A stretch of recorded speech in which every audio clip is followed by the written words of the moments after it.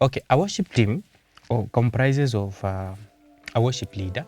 Okay, they are all worship leaders. When you use the name worship leader, especially when I'm training, when I use the word worship leader, I mean everybody. Everybody. But now there is this team leader who is leading the team, who is putting the team together. And he either answers directly to the pastor or to the worship pastor or to the patron, who must be in the pastoral committee. Okay? And then now this team leader has a few people that are with him. Maybe one day we'll look at the structure of a worship team, but it comprises of a team leader. It has worship leaders who are divided into vocalists and lead vocalists. So vocalists ni wale backups na kuna lead vocalists. No, si kila mtu anaweza lead. Kuna wale wako team BVGs wako hapo nyuma, they are still growing to come to a point where they can lead. And then it comprises of a music director who is more skilled to understand the arrangement of the skill of the music, the intros, the outros, the keys and everything. That is his work. It comprises of a sound engineer. Kazi yake ni sound. Uko sure sound engineer kwa praise team? Yes, he's part of the worship team. That is a department under the praise and worship. So the worship team has vocalists, which is a department on its own.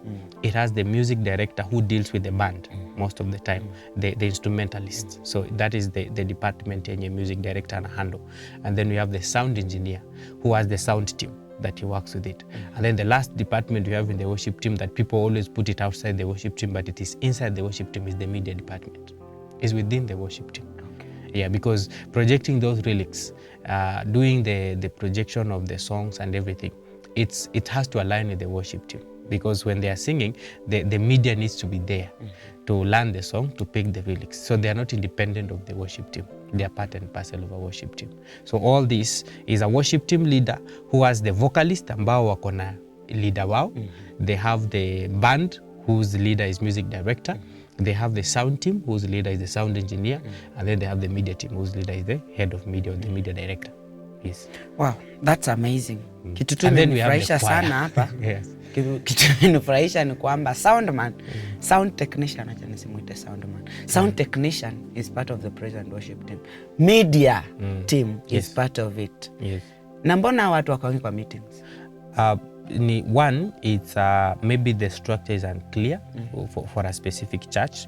Maybe they have been given different understanding of the structure. So unapata media team anafeel ana answer direct to the pastor, ama unapata sound team anafeel ana answer direct to the pastor, and probably I think those ones. And then watu wa band kuna kuangana ka confusion hapo, but it is brought in by the church structure and organization.